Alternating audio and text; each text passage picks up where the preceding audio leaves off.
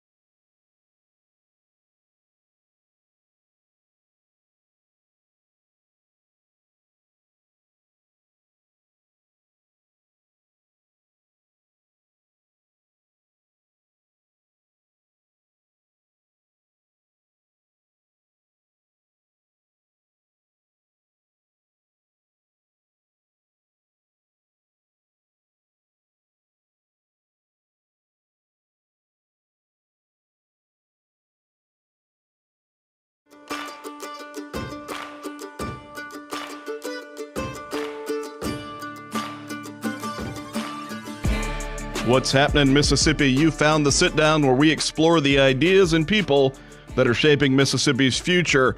You can find us every Wednesday at 10 a.m. right here on MPB Think Radio.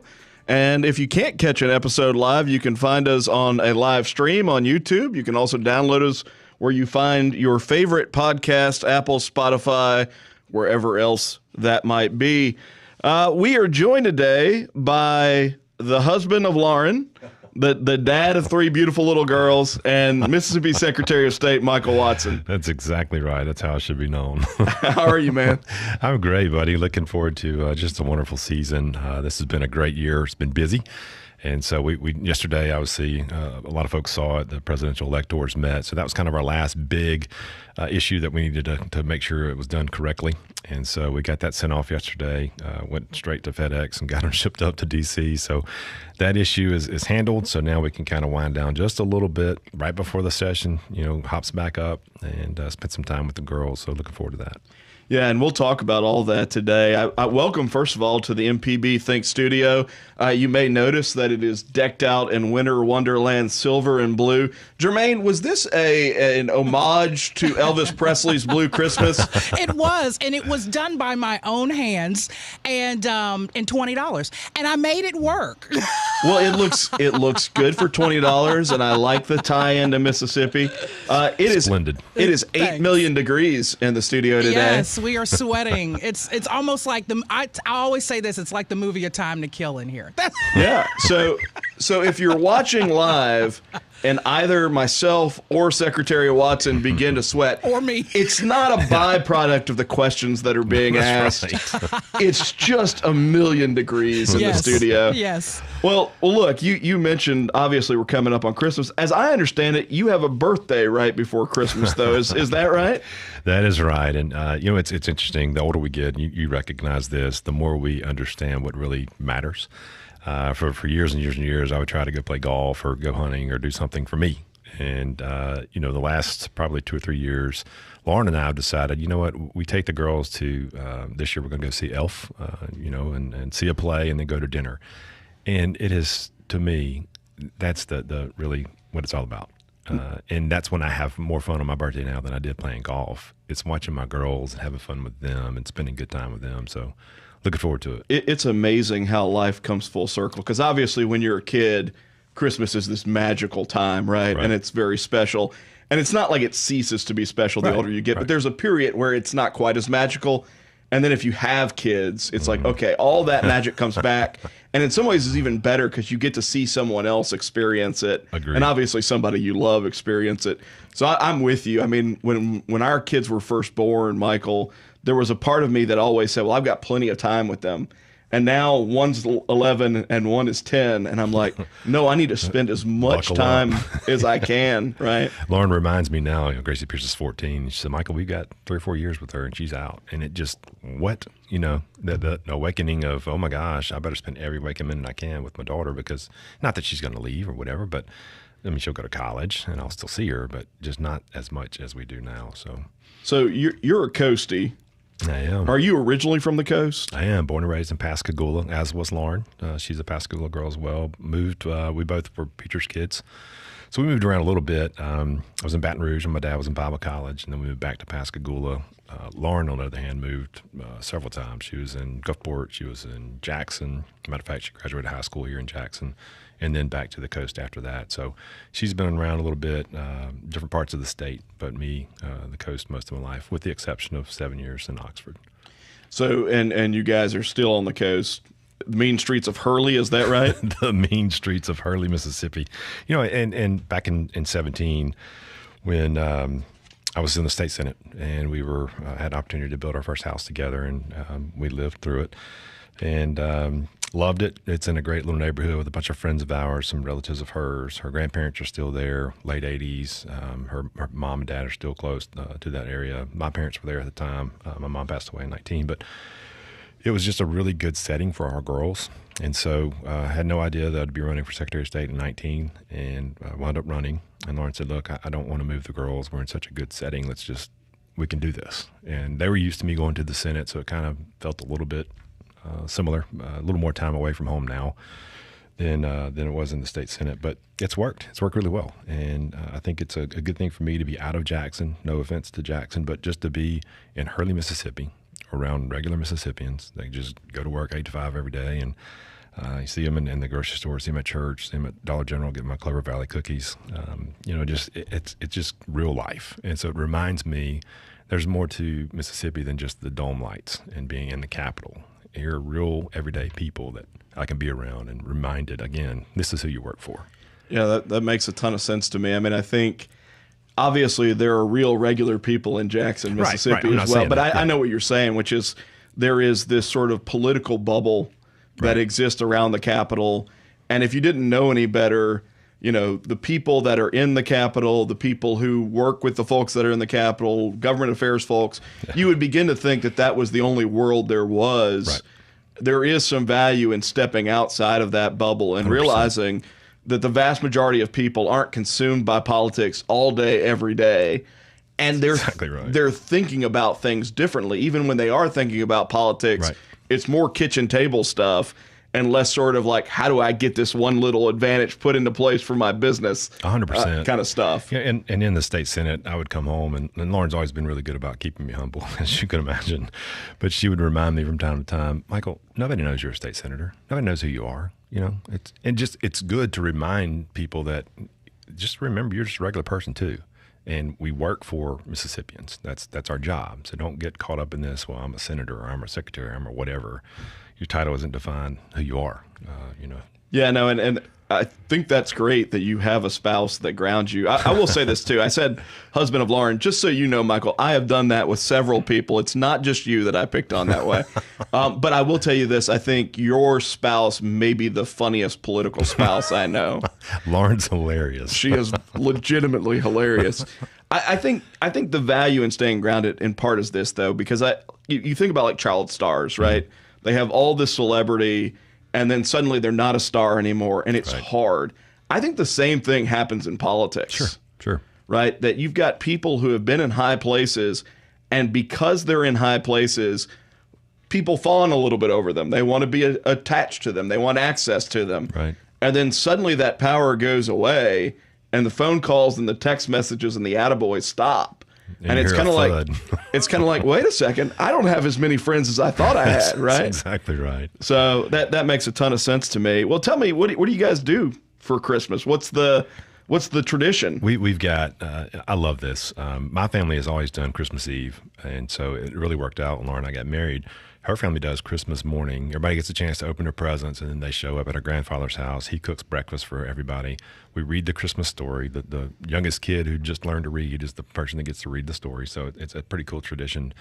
But those have kind of worked together very well. And then after that, I kind of spend some time during the day of Christmas Day with my side of the family. And then at night, obviously, we would go back to the house and play with our toys. And so it's worked really well. But just do you still get toys? I mean, their toys. Okay. Like last year, we got hoverboards, and I was on the hoverboard. Yeah, Did you break anything? I did not. I came close, but it worked out well. Good for you. Yeah. Apparently you have some balance. A little balance. That's a positive thing. There's so many videos online of people getting those hoverboards and absolutely wiping out, right? So that's good. Well, I want to ask you, you alluded to this. Yesterday was kind of a big day that maybe a lot of people don't recognize. Most people think of November 5th or whatever the day is, and the first Tuesday of November as election day. But in a presidential election, we've got a system in place where that's not the end of the process. Right. Talk a little bit about what happened yesterday, and to you, like the significance of the Electoral College. Because I saw you post some stuff on social media around this. It's incredible, and I will give a lot of credit. Yesterday, Representative Rodney Hall brought a group of high school students down, and they were in the room and got to watch the process. And I don't know if it was just knowing that they were there. It struck me a little bit differently yesterday, seeing that these are high school students getting to watch history be made. It was just really cool for me to see them watch the process. But yeah, so when you go vote on Election Day, you will notice on your ballot, and I got a lot of questions this year about it, it says the presidential electors for, and then you see the candidates. And so you're not voting actually for the candidate, you're voting for their electors, and that's the Electoral College, the way that our founding fathers set that up. And back in the history piece, when they were discussing this originally, they thought, well, we'll let Congress elect the president. and then decided, wait a minute, no, separation of powers, a couple other things. Well, what about just letting the citizens elect? Well, maybe we shouldn't do that. And so they were, really having a hard time figuring out what to do. Took a little break. I think there was a group of 10 or 11 folks that got together and were assigned, hey, you figure this out. And they came up with the Electoral College. And I was reading a little bit yesterday before, and there was a conversation. One of them said, look, I'm not even sure if this is going to work, but we can always amend the Constitution, so let's just give it a shot. And thank goodness they gave it a shot.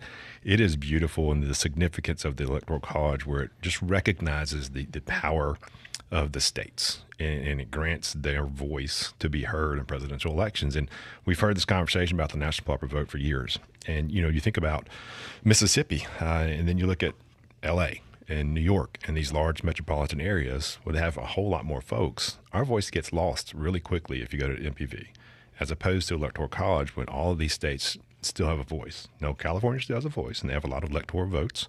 But you combine that with states like Mississippi that are rural, that have farming, and then that's how you kind of offset that. So really important. But yesterday, the electors came in, and we had our process there. The presidential candidates send their list in of 6 voters prior to the election, and then you vote on the electors. Then they come on the first Tuesday after the second Wednesday in December, which is set up in federal law, and they have a little process there where they select the presidential candidate that won the state and the vice presidential candidate that won the state, and you send those off to the archivist in D.C., the president of the United States Senate, and the Southern District Judge here in the United States District Court in Mississippi. So that's where they go. We're talking with Secretary of State Michael Watson. Yesterday, we had the electors cast their ballot, so to speak, for President-elect Trump. We're going to take a quick break right here on the Sit Down with Russ Latino on MPB Think Radio. When we come back, we'll talk more elections. We'll talk the legislative session a little bit. Might even get into some politics. We'll be back in just a moment.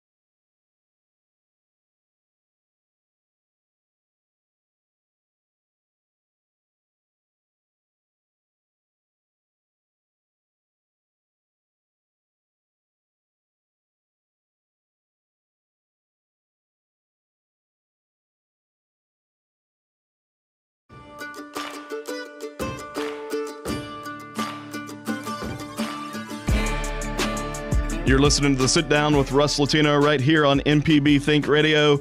We're talking with Secretary of State Michael Watson today, thinking about Christmas and the Christmas season, and then talking a little bit about the Electoral College vote that occurred yesterday.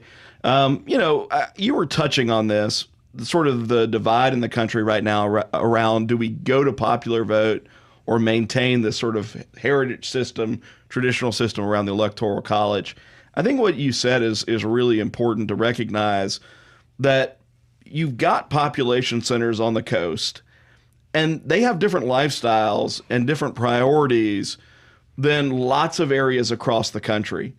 And so that if you went to a national popular vote, that lots of areas like Mississippi that maybe are more sparsely populated, but operate in a very different way than what you might see in New York City or San Francisco or LA or wherever, would lose or have their voice diminished in the national conversation. And there's some value in the diversity of states having a voice. Much like, we'll go back to yesterday when I was doing some research and I noticed there have been 700 different arguments made in Congress, solutions or suggestions of how to change the Electoral College in the 200 years plus of our country. And just to look at that and think 700 times people say, well, let's do this or let's do that or let's do this. And it has maintained because the ingenious creation of the founding fathers and the way that they saw at the time, looking at the different states, and some states are bigger than others. So how do we counterbalance their wishes versus the other states' wishes? And again, you think about just the Republican form of government and the way that the Electoral College works now. And you just drilled it. I don't want to, run it into the ground. But you think about Wisconsin or Ohio or North Dakota or South Dakota. Life's just different there than it is in California or Florida or New York. If it's red or blue, it doesn't matter. So they too should have the ability to have a voice in the future of our country. And that is the beauty of the Electoral College. It recognizes that. And again, you look back at the founding fathers and just how intelligent they were. And did they get lucky sometimes? Maybe. I don't know. But golly, it stood the test of time. And it's just really fun to watch it in action. And like Representative Hall said yesterday, where the high school students were there, they got to see it come off the pages of their history books and actually see it in action. And that was really cool to watch. So obviously in your office as Secretary of State, you preside over elections in Mississippi. We just went through the national election cycle as well as some judicial races in Mississippi, and then a runoff as well.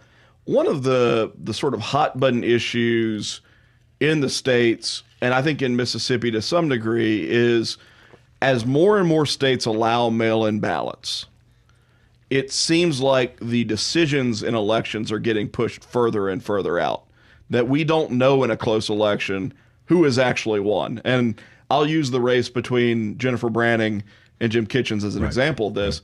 I mean, we called the race, Magnolia Tribune called the race on Wednesday after the election because we looked at the numbers and didn't see where the ballots were going to come from. Everybody else held off for a little bit longer. But part of the reason that they held off was that you have 5 days after the election for mail-in ballots to still come in. What's your read on how well that works? Do you understand why some people don't like the idea that the election couldn't be decided for another 5 days? Yeah, like me. Yeah. Look, I understood where it came from in 2020. Not that I agreed with it, but just the idea of, well, it's COVID. How do we give people more opportunities to get their ballots in? But I would have hoped that went away the next year. There were some provisions that the legislature did pass that actually sunset that December 31st right after COVID. This was one that did not. As you know, we've gotten a lawsuit on that that's going up to the Supreme Court.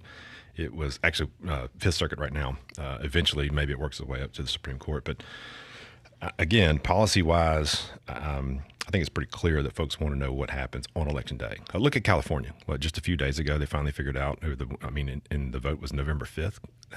That's not good for our country. Think about if it was a national popular vote and that was still out there hanging for a month, over a month, and we still didn't know who the winner was. So, Election Day means something to me. You're right, and the mail-in ballots have grown in popularity. A lot of it was because of COVID. I think there will be a push this coming session, there was last year, for more early voting. If that happens, I think you have to have the conversation of how do you balance that with mail-in voting? Do we decrease some options with mail-in if we're going to go to early voting? So there's a lot of work to do still in that area. But again, the 5-day window, I understood why they did it then. I didn't agree with it, but hopefully that goes away.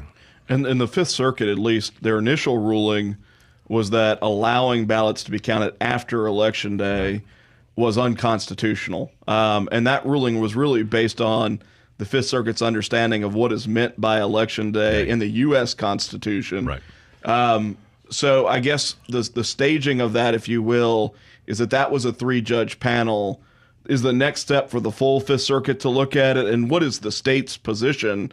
Obviously, at some level, the state is having to defend the law that is on the books. So I chose not to appeal that.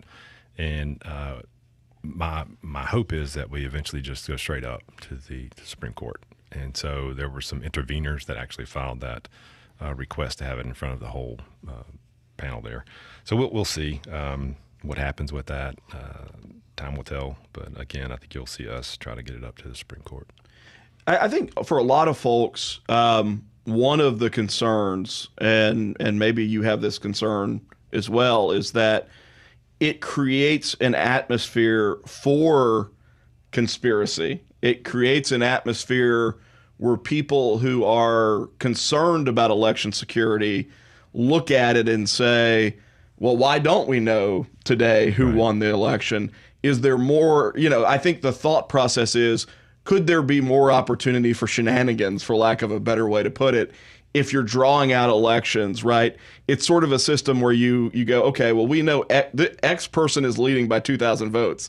How do we go find those votes in the next 5 days? That's exactly right. Now, I imagine that's not happening in Mississippi, but I think the availability of that window leads itself to people being concerned about election security. Well, it does. And we all remember back in 2020 when we, they stopped counting, and then a couple hours later, a big truck shows up with more ballots, wherever. And folks said, wait a minute, what's going on here? So I think it does raise the level of suspicion of, wait a minute, are we giving room for this to happen? Could it happen? And you just do away with that argument if you say, look, election day is election day. We're done. No more ballots are coming in. This is over with. You mentioned that you anticipate there being some legislation around voting. What are those pieces of legislation that are coming down the pike?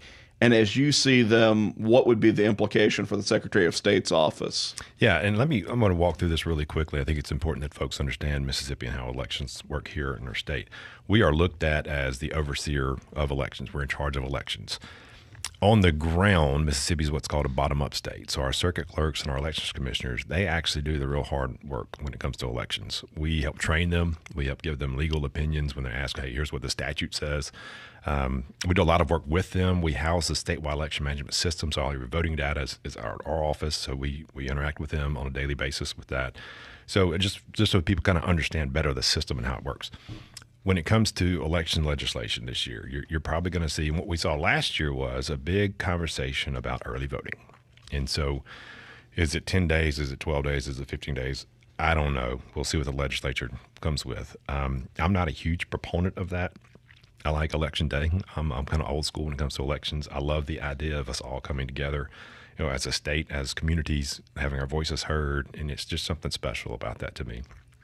That said, I get the argument sometimes when people say, well, look, we need to make it more convenient for people to come vote, and more people will come vote. That's not true. The studies that you look at around the country suggest that you're not going to see much more of a tick up in voting. So the argument last year was, I think the lieutenant governor, I know Senator England, and I think the chairman in the House were all for early voting. It started moving forward. It died at some point in the session. But what was not addressed, and this is where it's important to understand Mississippi election structure, the logistics of how are our circuit clerks going to handle this in our courthouses. You got a big courthouse, that's fine. You probably got room to do it. You got a small courthouse, Winston County or wherever. They do marriages, they do court, they do a lot of things in that office. You're going to jam them up when it comes to folks cramming in there to early vote. So we got to think about the logistics. How does this actually work? What do you do with the ballots, the chain of custody with the ballots when somebody comes in and they drop their ballot off early? How do you handle all this? That was not addressed in the statute, or in the overhaul, should I say. So I've been continuing my meeting with our circuit clerks around the state, and everyone I've talked to, commissioners as well. Look, this discussion I don't think is going away. So as you continue to think through it, you tell me the logistical pieces we need to make sure that are included in that legislation. So you're going to have another conversation this year. I get it. Some folks really support it. And if that's the case, what I've tried to argue is if you're going to do that, then let's dial back. For instance, right now we have 45 days of early voting. Well, it's not early voting, but absentee, which essentially is your final vote. So it is early voting. Yeah. So what if we dial back some of those excuses? What if we dial it back from 45 to 30 days? What are some things that we could do to tighten up that side if you're going to add this side? So we'll see. Yeah, that's something that I hadn't thought about, is what is the additional burden that's going to be placed on on the courthouse crowd, for lack of a better way to put it, because that is a lot of additional work. And in some cases, in courthouses that are already fairly overloaded with what they have to do normally. Right. So that is an interesting thought. I will just say this. I mean, I have always valued Election Day. There is something about the excitement of it occurring at a concentrated time. And I'm weird in this. Well, I'm weird in a lot of senses, Michael, but I'm weird in this sense. I like showing up and there being a line. It makes me feel good when I show up at a polling precinct and there's a line out the door, because to me, that signals here is a populace of people who get the importance of being a part of this process. And so I'd rather there be a line out the door than not a line out the door. In fact, I get a little depressed when I show up and it's like breeze in and get out.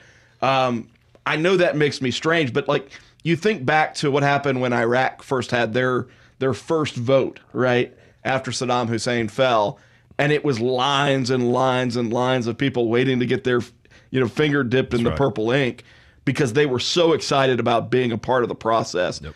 To me, there's something that you lose when you lose Election Day as a country. It's sort of like this is a communal activity that we're doing. Right. So it'll be interesting to watch how all this unfolds. Obviously, we want to make sure that people have an opportunity to have their voices heard. Sure.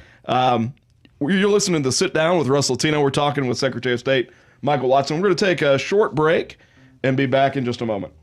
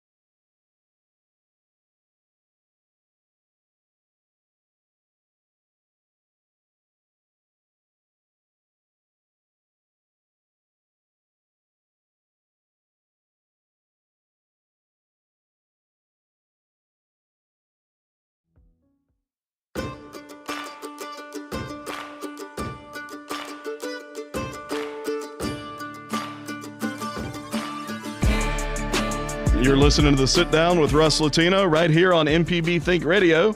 Today we're talking with Secretary of State Michael Watson.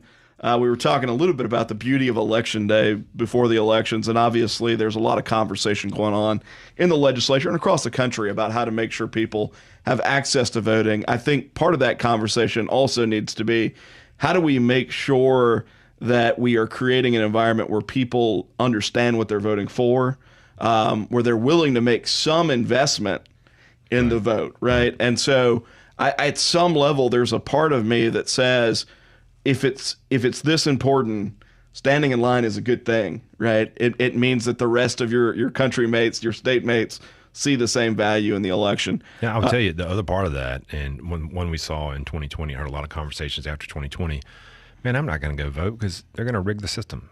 And I think we had to do a lot of hard work to return voter confidence in the process. And I give a lot of credit to the legislature, the work that we've done the last 5 years. Not that the process wasn't good on the first part there, but we've strengthened it even further. Matter of fact, today we are out doing an audit, a post-election audit of one of the counties. We did one 2 days ago. So that people know we're taking a look at everything that's going on in elections to make sure the process and the laws being followed, from making sure that all United States citizens are voting in our elections, to making sure that we've got a paper verifiable trail for every ballot that's cast. Those things that we put into law post 2020, I think give people even more confidence in, look, the vote that I go in there and cast is the one that's going to be counted. And I think that's another piece that I give a lot of credit again to our team as well as the legislature for coming through on that. Obviously, you guys supervise elections. Mm-hmm. One of the things that you also supervise, if you will, is the regulatory code in Mississippi, or what's called the administrative code. Right. And a lot of people, when they think of government, it's sort of that I'm just a bill on Capitol Hill. We've got the, we've got the governor, we've got the legislature, we've got the judicial branch. There is a unelected branch of government that creates rules that in some ways are more voluminous than the laws that are passed by elected representatives. Right. And that's what ends up in the administrative code. That's right. I did the tally once, and it's just Mississippi's administrative code is like the functional equivalent of reading the Bible 9 times. And so I said it's all of the words of the Bible with none of the good news. That's pretty good. But you guys have sort of put an emphasis on not how do we do away with all regulations, because some regulations are important. Right. But how do we make sure that the regulations on the book aren't infringing upon people's rights? They're not impeding in the economy. Talk a little bit about that. Yeah, going into that, I'm going to tell you, I was with Congressman Ezel this weekend, and we were talking about some regulations at the federal level, and FEMA. He was dealing with FEMA, and he said, some of the tactics that they take up there is, I'm gonna be here longer than this congressman or this individual who's got problems with this issue. I'm just going to keep telling them we're working on it, and basically outweigh them, and then they're gone, and then it starts all over again with a new congress member. That's the unfortunate piece of bureaucracy. They know that they can kind of hide, and people don't see them as much as they would a change in law at the legislature. So what we did coming back in office in 2020, we set up what we call our Tackle the Tape initiative. And basically it's for small business folks, big business folks, whoever business folks, down to a teacher, to whatever. If there's a regulation that's not good for your business, that stands in the way of you making money to put food on your table, we want to know about it. We go study it. Does this, board or commission or whomever even have the ability to do this?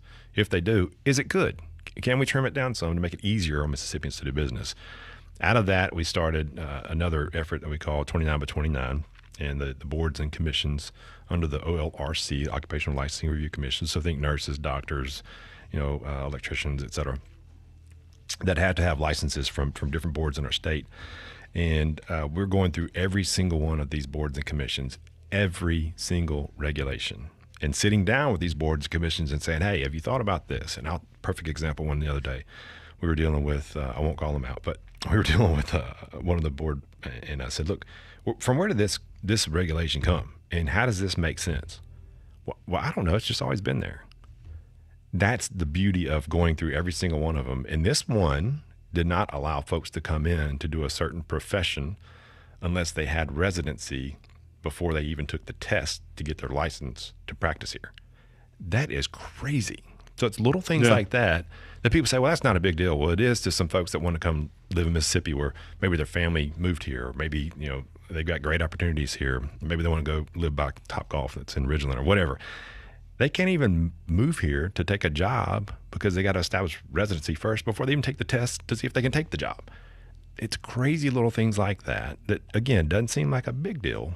But as you take away little burdens here and little hurdles there, cut some tape here, more people have the opportunity to have jobs in our state. And that's what it's about. Yeah, it's crazy. So back in 2017, I don't know if you know this or not, but I actually worked with Governor Bryant to pass the OLRC back when I was doing policy work. And I think the value in that was looking at it and going, hey, look, 50 years ago, 4% of all professions required a state permission slip, an occupational license. Today, it's over 25% of all professions. And the fees and the hours and everything associated with those jobs has gone way up. So that if you're in the public, you might say, well, I want my doctor to be really well trained, and I get that. Or I want my lawyer to know the law and not, take shortcuts that put me in an ethical jam. Malpractice. I get that part too. But you've got some professions that represent very little risk to the public, and the barrier to entry is really high for people who want to do those professions. That's right. So I'm glad you guys are doing the work that you're doing in that space. I candidly wish more people understood the impact of regulation. So like Mercatus did a study years ago that basically said that our economy was $13 trillion smaller than what it would have been if they had just frozen the number of regulations in the 1980s. Right. That's incredible to think about. For like every man, woman, and child, it's several $1,000s bigger for them personally, right? Just because of the draw or the drag of regulation. And so I think a lot of people get ginned up about taxes. Right. Because it's like, oh, well, I see my tax bill. I know it's high, so I want it to be less. You don't necessarily see the impact of regulations on the economy, right, unless you've got an economist who goes back and does the hard work to figure out, here's what that number looks like. Yeah, I think that's the thing. It's not real flashy, but it is the hard and dirty work that has to be done to free up our economy even more in our state. And we've been, Forbes did an article on us, was on the White House in the previous Trump administration.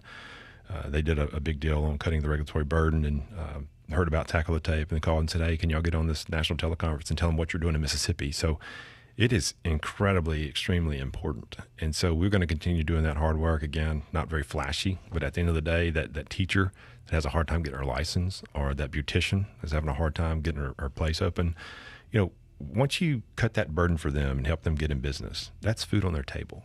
This is real life stuff here. This isn't like, again, not very flashy, but when you can help somebody put food on their table, man, that is so rewarding to me. That is what we should be doing in government, making it easier on our citizens to live and to prosper. Yeah, I mean, well, and this story has been told widely, but the Melanie Armstrong story is a great example of this. Is a lady who moved to Mississippi from Maryland with her husband, who's a pastor in Tupelo, was a hair braider, had been doing this her whole life, kind of brought up in a family that did natural hair braiding in the African American community, and got put through significant hoops by a board that didn't like what she was doing and wanted her to get all these certifications and licenses. And eventually the legislature did the right thing and basically said, no, you're not going to be under these other boards and commissions. You're not doing the same stuff that they're doing. We're going to allow for essentially what is a certification and a fee. And so Melanie was able to legally put food on the table for her family, but then also go and teach other African-American women how to do hair braiding and do the exact same thing. And there's a pay it forward kind of thing going on there that's pretty incredible. Yeah. But it required removing what was an irrational barrier on the front end. And there are people like that all over our state that are, I just want to have a job. I just want to follow my dreams. And the government here is standing in the way with some dumb regulation. And again, they're not all dumb. I get it. There are some regulations we need to have for public safety, for public health. I get that. But to the extent that we can cut those and let people chase their dreams, the true American dream, that's what we should be doing. And that's what we're going to keep doing. And I think at some level, you look at what the U.S. Supreme Court has done. They've recognized in the last few years that there is a real constitutional problem with allowing people to create what are essentially laws without having been elected to Congress, and to create laws in a vacuum where there was no explicit congressional authority. And so what the Supreme Court did this past year was to say, no, we're not going to allow that anymore. I think some of the backlash to that is, oh, well, you're going to hurt public safety. And I don't know if you would agree with this, I'll ask you, but I think there's this sense in the public that a regulation is designed to protect public safety. And what I would say is very often regulations are designed to protect the people who are already in an industry. 1,000%. Yeah, it's so protective out there. And there are some things that happen inside those OLRC board meetings. And I'm known now as, here comes this crazy wild-eyed Secretary of State that's going to be mean to us. I ask hard questions every time because I want them to feel that pressure of, does this really make sense? And if it doesn't, then do away with it. And I've asked a couple of times, do we need even to have your board? Does your board actually help keep people safe? And they don't like that. But, again, to your point, a lot of this stuff is just protection. Yeah. Well, I mean, I think at some level, if you're a Mississippi politician, a legislator, you're in a unique position because as Secretary of State, you deal with the administrative code. But like the goal absolute should be, how do we create opportunity for more people in the state? Right. And I've argued from time to time that in a lot of ways, Mississippi is a two-tiered society where you do have people that are doing very, very well, that have had access to capital, that have come from the right places, all of that. And then you've got another segment of our population that just hasn't had the same level of opportunity. And so at some level, the question should be, what can we do legally in terms of the structure of our government that removes any of those barriers that prevent people from having that kind of opportunity, which is why I think something like looking at the regulatory environment is so dang important. Well, look, you were right in the middle of the universal licensing as well, reciprocity. And one of the things we've seen, even in still, you have these boards and commissions that say, we hadn't implemented that yet. Excuse me? The legislature said, we're going to do this. And they drag their feet and they make it hard on these folks. I've had people from, and this is legit, Illinois. I could probably run off 5-10 states where folks are trying to come into Mississippi, and the boards are saying, well, we've not implemented that yet. What are you doing? Get out of the way and let these people come and move to Mississippi and prosper. So it's that bureaucratic state that, I'm in no hurry. I can protect my members for a little bit longer, even though the legislature told me to go do this. That, again, is where the value of on this back end, you got this crazy Secretary of State out there making them follow the law. Well, I've described you as being crazy umpteenth numbers of times, not necessarily about this.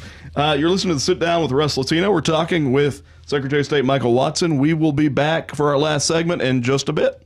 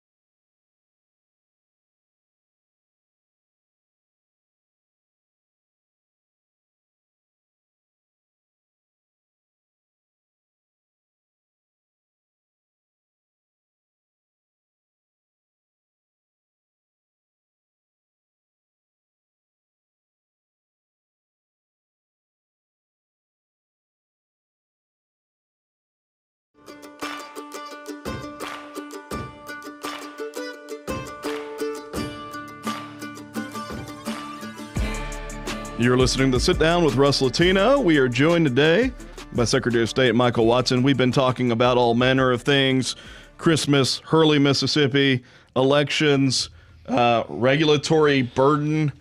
I want to switch gears a little bit and talk about the legislative session in this last segment. What are the priorities that your office has moving into this session?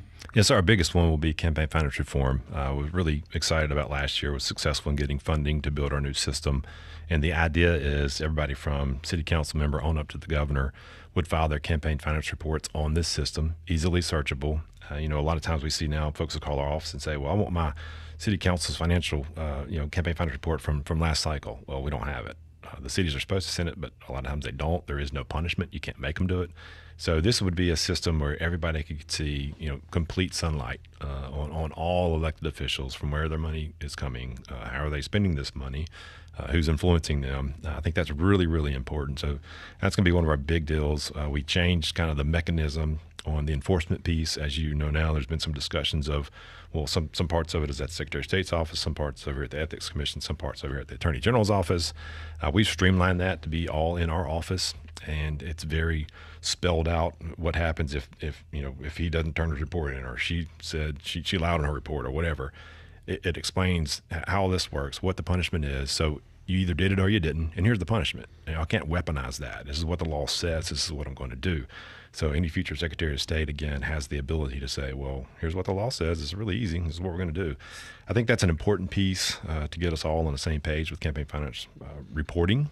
We just had this issue here in the city of Jackson recently.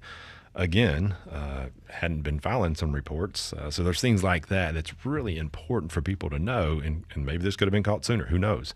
But it wasn't, because the report wasn't filed, and there's no mechanism to force them to file this report. So that's one of the big ones. We're still dealing with some tidelands issues along the coast. Last year we got really down the line on fixing some of those issues. You've seen some court battles here the last few years. So that'll be on the board as well, and then a few other cleanup pieces, but those are kind of the big two for us. Yeah, it's interesting because I think there are a lot of Mississippi election laws on the book and campaign finance laws on the book. I think there's been this real question about who actually has the power to enforce them when they are violated, because if there is no enforcement mechanism, then it's just assumed that the law shouldn't even be on the books, right? That's exactly right. And, I'll give an example of something that I saw in the 23 cycle, and this is really campaign finance, but the Democratic Party in Mississippi actually missed the deadline to turn in about half of its qualifying paperwork, which you and I discussed this. The statute says this is a violation of law. The statute provides for no penalty associated with missing the deadline to file the qualifying paperwork. And I would say this irrespective of whether it was the Republican or Democratic Party. At some levels, those deadlines exist to put the parties on equal footing, because there is an environment in which if one party is allowed to miss the deadline, they could look and see who qualified on the other side, throw somebody in the race, and then throw somebody in the race. And so I looked at that statute when all that was going down, and I was like, well, wait a second. Clear violation of law, no enforcement mechanism provided. Right. So is part of what you're pushing, obviously you're talking about in the campaign finance world, but I would say across the board, how do we have a clear determinant of who is allowed to enforce these laws, and what does that enforcement look like? Yeah, and that's restructuring the entire election code, in my opinion. The campaign finance obviously is a part of it, but to your point, yeah, there are other pieces of the election law that, again, maybe not tied up with campaign finance, but there's still a law and there is no enforcement. So we're actually looking at hopefully a task force starting this spring to redo the entire election code. It's still disjointed. There were some pieces that weren't addressed last time they looked at it. So that's a long-term project, but it'll be a fun one. So within the Republican Party right now, there's what I would call a food fight that is occurring. And some level, this is a byproduct of having one-party dominance. If you think back to when Democrats had one-party dominance in Mississippi, Ray Mabus and Michael Moore and all these guys were at each other's throats at some level because they were all competing within the same party for the same piece of the pie, so to speak. Right. That's unfolding now. Do you have any thoughts on the sort of current environment? And it seems like you're intentionally not throwing any food. Is that strategic as well? Well, I'm a big guy, so I like to clean my plate and take care of my own food. But look, one of the things that I've always tried to stick to is what is my job. And from time to time, I'll say some things that maybe spark a little bit. But do I agree with everything that's being said? No. Is that my job to comment on everything that's being said? No. We've got a lot of work on our plate, the Secretary of State's office. I've always believed, Haley used to say, folks, you do the job and folks recognize that. You don't have to speak for yourself.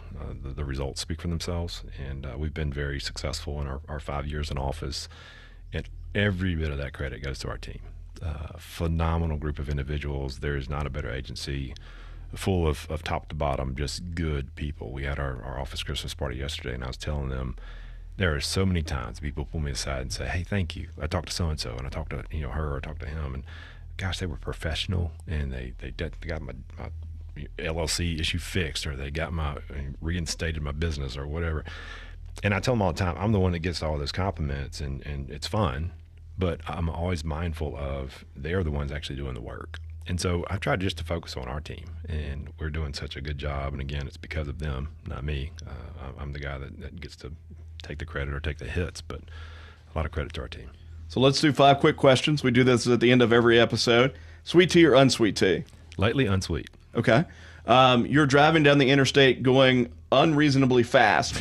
You look down at the dial. What are you listening to on the radio? So right now, Christmas music.